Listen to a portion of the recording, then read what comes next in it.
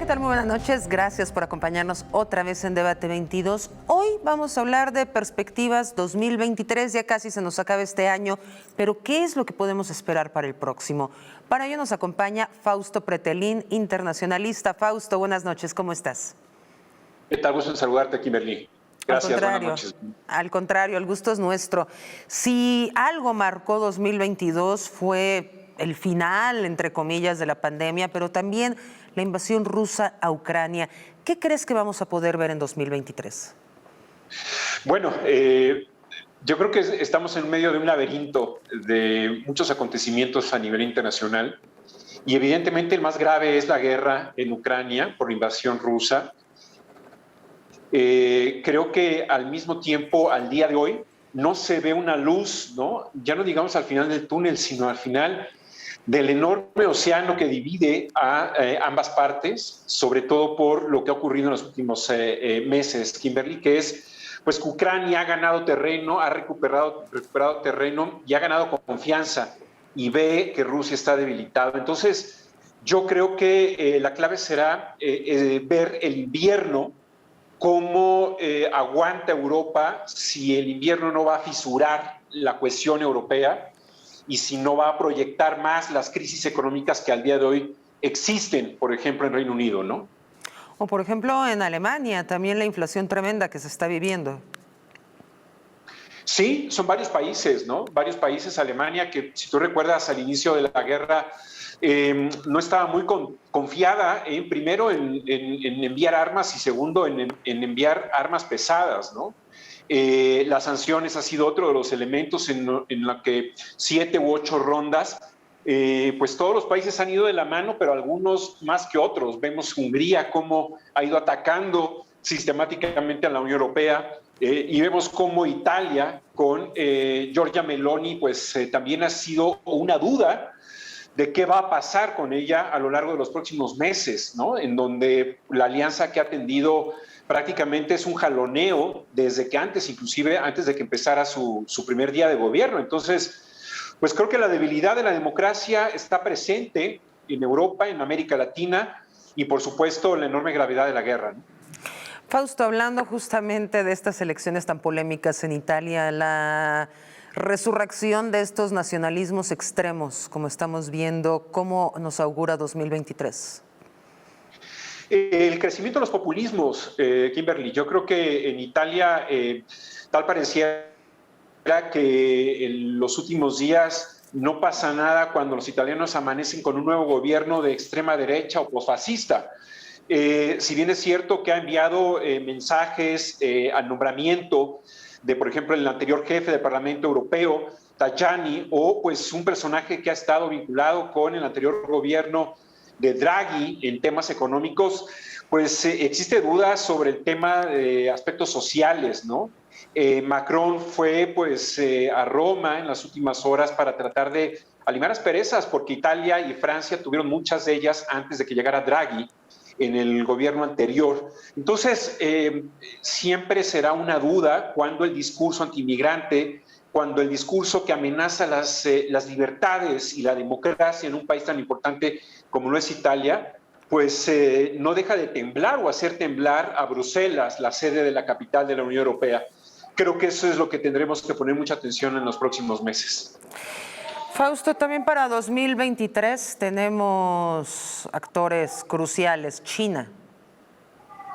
China es un actor crucial. China es un actor que en los últimos días u horas ha puesto a temblar al mundo, porque el presidente Xi Jinping consolida su fortaleza por 5 años más, pero creo que del Congreso que hubo la semana pasada, creo que lo más amenazante son las palabras que dijo: vamos a reincorporar a Taiwán.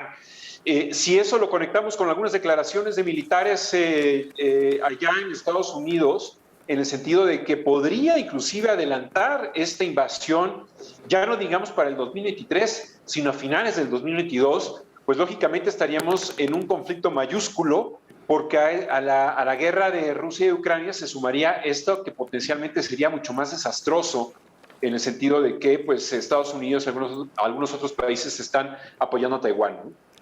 Fausto, Irán, también Irán ha estado siempre en el ojo del huracán. Desde que salió Trump han bajado estas tensiones, pero ¿qué es lo que estamos esperando? Mira, como bien lo dices, el acuerdo que firmó el presidente Obama con la Unión Europea, obviamente con otras potencias europeas como Francia y Alemania, sobre el acuerdo nuclear con Irán, lo deshizo Donald Trump y ahora ha costado mucho trabajo. Hace 2 meses parecía que ya estaban a punto de sentarse en la mesa para firmarlo nuevamente, pero algo ha sucedido. Israel, la contraparte, el país que más amenazado se encuentra en caso de que Irán pues, haga la bomba nuclear, ha ido tejiendo alianzas con Marruecos, con Jordania, con Líbano pronto, y eso con Arabia Saudita posiblemente pronto, Emiratos Árabes Unidos. Creo que eso se está preparando Israel para formar un frente en esos países en contra de Irán. Irán, que de alguna manera también poco a poco se ha ido metiendo al conflicto de Rusia y Ucrania con la venta de los drones, ¿no?, a Rusia.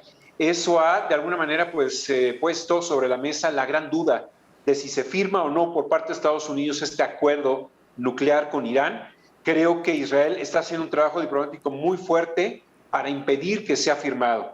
Vamos a ver si se logra, pero en eso estamos, en una coyuntura que poco se habla, Kimberly, sobre este tema, pero creo que sería muy importante abordarlo con profundidad, porque es un tema geopolítico que está sobre la mesa y que puede influir en los próximos años. Claro que sí, Fausto. 2 puntos más para 2023. 2022 se caracterizó por pintar de izquierda las elecciones en América Latina. ¿Cómo ves el panorama en 2023? Bueno, es un continente, una región en América Latina de muchas izquierdas, pero de muchos tipos de izquierda, ¿no? Yo creo que las dictaduras ya no las podemos contar si son de izquierda o derecha, salen de los regímenes democráticos y por lo tanto hay que condenarlas. 2023 viene a consolidarse quizás un poco la gran duda de lo que va a pasar en Venezuela. Si va a continuar el acuerdo entre, más bien, las sesiones de negociación entre el gobierno de Maduro y la oposición, si va a tener fortaleza la oposición venezolana porque está muy debilitada y si van a lograr ir a elecciones presidenciales allá en Venezuela. Creo que esa es una de las claves que podrían pues, despejar esas grandes incógnitas de la región. Pero ¿sabes qué también, Kimberly? Estados Unidos, ¿no? Las elecciones a finales de este año, en las próximas 2 semanas, creo que van a condicionar mucho también el futuro del presidente Biden. Justamente esa era la cereza del pastel, Fausto, que vamos a dejar porque pues, es lo más importante y es lo que influye en todos los puntos del globo. ¿Qué esperas para estas elecciones 2024? ¿Tú ves el regreso de un Donald Trump fortalecido? ¿Qué es lo que crees para Joe Biden? Y también para su vicepresidenta Kamala Harris, que entró como con mucho punch y se volvió más bien una figura de ornato. Sí, mira, gana Trump, se va Trump, pero se queda el trumpismo. Es decir, para las próximas elecciones del primer martes de noviembre, veremos qué tan fuerte resiste o qué tanto resiste el andamiaje democrático en Estados Unidos, porque los negacionistas sobre lo que podría ocurrir un posible fraude, es lo que dicen muchos de los republicanos, podría desestabilizar al gobierno de Biden en las próximas semanas, en los próximos meses. No es poca cosa, ya lo vimos el 6 de enero del año pasado, en donde hubo un asalto al Capitolio. ¿Qué puede hacer ahora el trumpismo en una situación crítica, en donde también hay que decirlo, Kimberly, el presidente Biden está muy debilitado? Creo que en su política exterior lo ha demostrado. Sí ha generado cierto músculo a través del sistema de inteligencia, ha ayudado a Ucrania, pero el tema de Afganistán lo tiene marcado o lo ha tenido marcado y eso lo están aprovechando países como Rusia, por ejemplo. Las consecuencias post pandemia COVID, parece que 2023 pues, va a ser el año en el que dejemos atrás toda esa pesadilla de lo que fue el COVID. ¿Cómo queda el mundo? Sí, tal pareciera que ocurrió hace un lustro, hace una década, ¿no? Pero todavía vemos a regiones como Reino Unido, por ejemplo, entre otras, obviamente, que no se ha recuperado de la pandemia, y también China. También China, en su enérgica postura de COVID-0, pues ha ido desacelerando la economía, impactando también en la crisis inmobiliaria. Creo que el tema de la pandemia está semicontrolada por el tema de las vacunas, que ha sido un éxito de la tecnología médica. En eso hay que sentirnos muy contentos, yo creo que todo el mundo, pero no exentos de que pueda ocurrir algo más, ¿no? De nuevas cepas posiblemente. Por el momento creo que está cerrada esa posibilidad o está controlada. Simplemente hay que tomar el mensaje de las pandemias como algo muy serio en la próxima década. Fausto, casi se nos acaba el tiempo, pero no queremos irnos sin comentar contigo el tema de la migración. Los países de ingresos altos, como los que hemos visto en Europa, totalmente en contra, rechazan absolutamente la migración, mientras que los países expulsores de migrantes hacemos un exhorto a los derechos humanos principalmente. ¿Qué crees que vamos a ver en 2023? ¿Que se incrementen estos flujos migratorios? ¿Que México siga siendo este puente hacia Estados Unidos? Sí se espera que haya un incremento en los flujos migratorios, porque mientras haya gobiernos dictatoriales, pues mucha gente va a querer salir de ellos, como en el caso de Venezuela. Hay una brecha entre ricos y pobres, como se ha incrementado, ¿no? Hemos visto que Reino es el segundo país europeo con más grande esta brecha entre ricos y pobres. Se va a incrementar los flujos migratorios.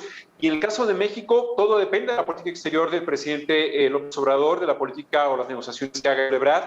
Hemos ayudado, hemos tendido un puente con Donald Trump como una especie de tercer país seguro. Ahora lo hacemos como Venezuela, con este tipo de acuerdos, pero hay que fortalecer nuestra estructura interna social en temas de seguridad, en temas de mejor trato a los migrantes, y eso creo que nos falta.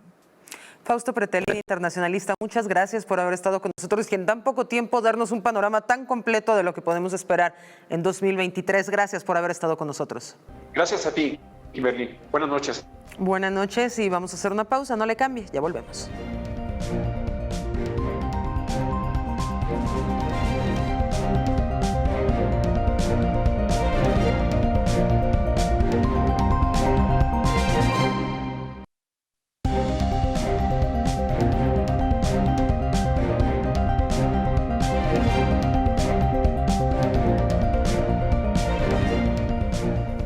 Gracias por continuar con nosotros. Ahora nos acompaña Valeria Moy. Ella es directora general de IMCO y vamos a hablar acerca de las perspectivas económicas 2023. Valeria, buenas noches, bienvenida. Hola, muy buenas noches. Encantada de estar contigo, Kimberly. Al contrario, un gusto para nosotros. El primer tema que te tengo que preguntar es esta nota de Moody's que escandalizó tanto que se espera una depreciación hasta del 20% del peso. ¿Qué opinión te merece? Mira, primera precisión que hay que hacer, en efecto ha circulado muchísimo con que es una nota producida por Moody's. No necesariamente es una nota producida por Moody's, es una nota de Moody's Analytics, que no es la calificadora Moody's, es otra historia. Sí está relacionada con Moody's, pero no es Moody's lo que normalmente entendemos como Moody's. Ahora, habiendo leído esa nota, a mí la verdad me parece que no tiene ningún sustento ni teórico ni con la realidad. Lo que dice ese informe de Moody's Analytics es que considerando que lo sucedido en 2008 y lo sucedido en 2020 llevarían a una depreciación del tipo de cambio, entonces esperaríamos una depreciación del tipo de cambio que ellos consideran inminente. En primer lugar, lo sucedido en 2008 no tiene, pero nada, absolutamente nada que ver con el momento histórico que estamos viviendo. Es otra cosa por completo. Fue una crisis financiera muy distinta a lo que estamos viendo. Y luego también tuvimos en 2020, que es otra historia completamente distinta, relacionado absolutamente con COVID. Entonces, me parece que tiene poco sustento analítico. Lo que intenta hacer esa nota es decir, dado cómo se ha comportado el tipo de cambio en el pasado, en estos episodios que han sido críticos para las economías, esperaríamos una depreciación. No me parece que sea lo suficientemente sólido el análisis como para que ya nos pudiéramos todos poner a esperar una depreciación. Yo no creo que ese sea el caso y además no creo que estén las condiciones dadas para una depreciación tal como lo ponen en la nota. ¿En 2023 esperas que el peso siga estando fortalecido? Porque ha sido una de las monedas que más ha aguantado depreciarse frente a un dólar muy fuerte.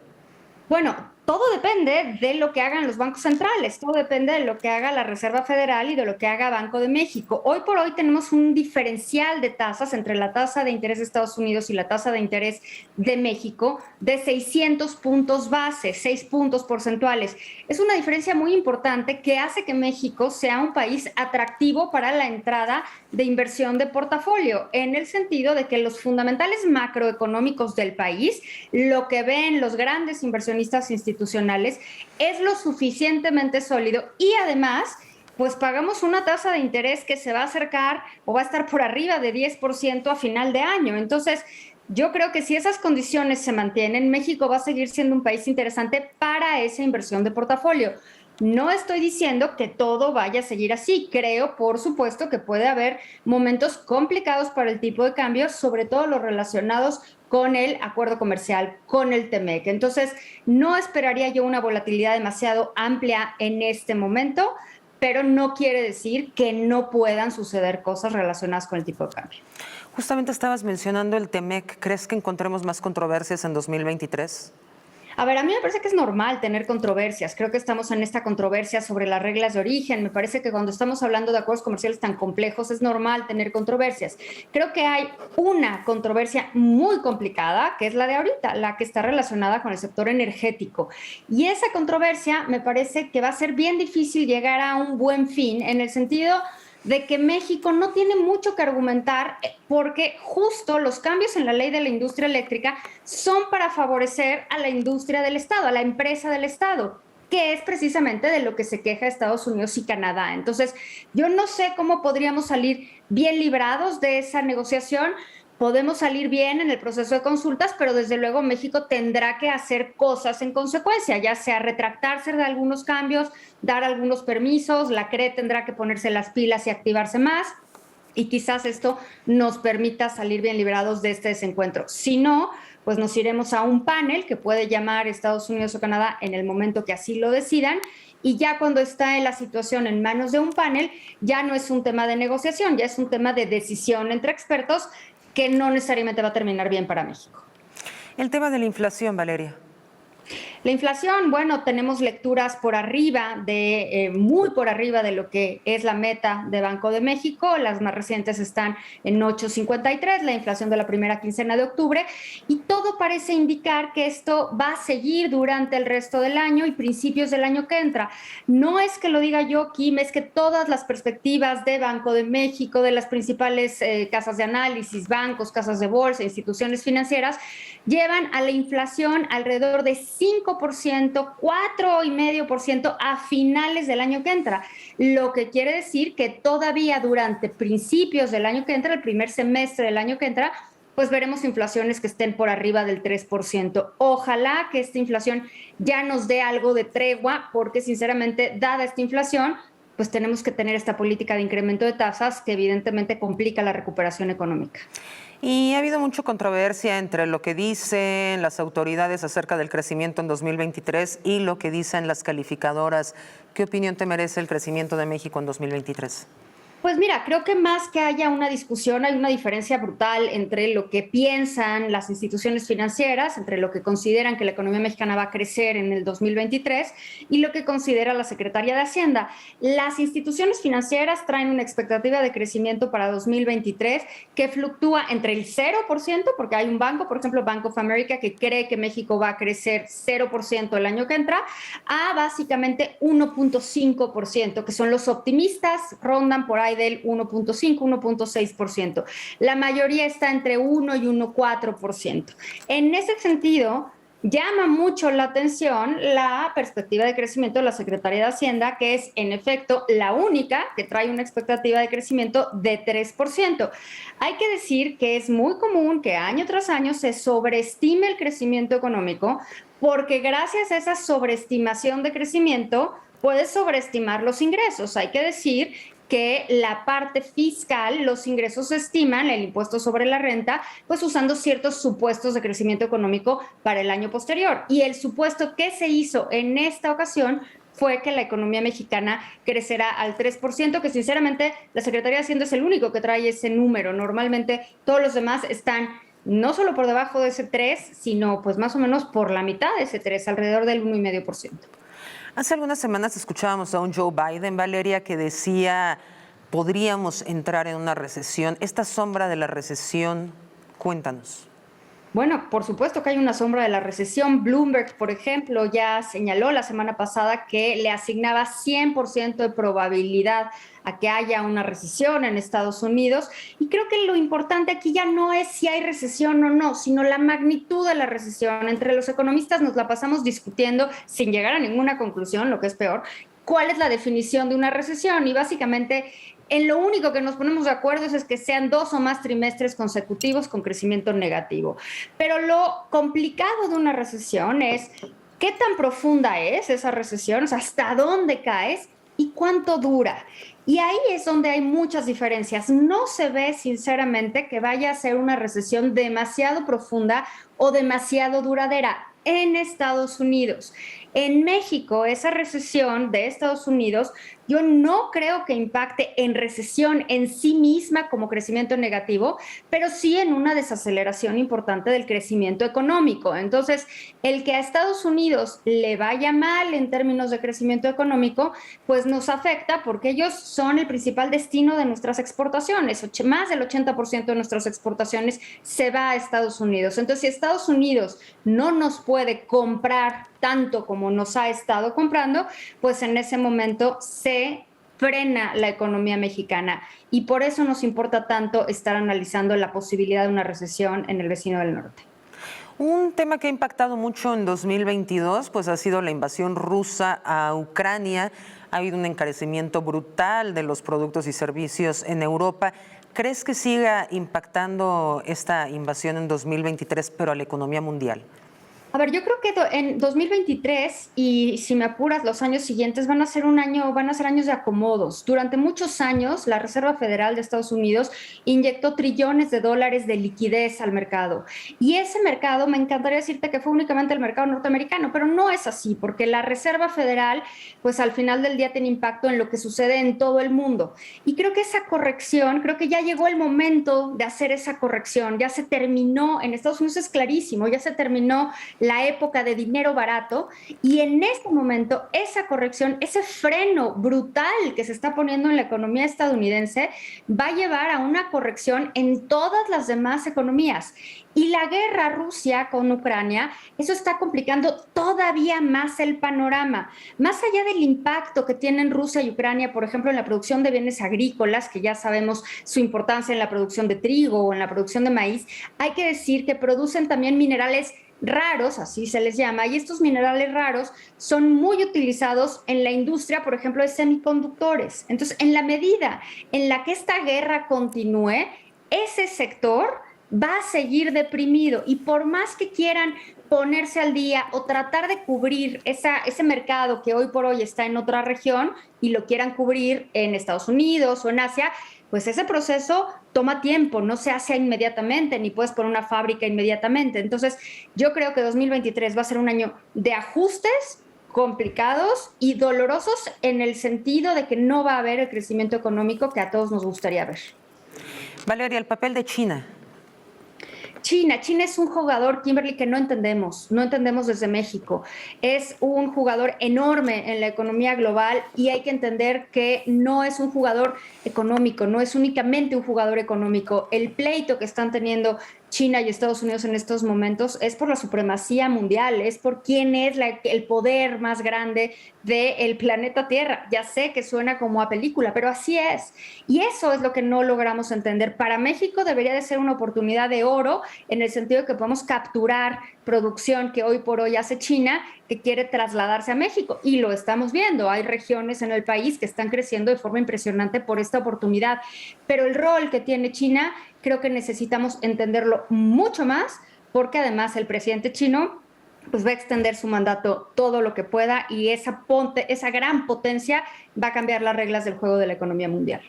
Valeria, casi nos vamos, pero ¿en qué debemos poner atención? ¿Cuáles son los 3 puntos más importantes económicos para 2023?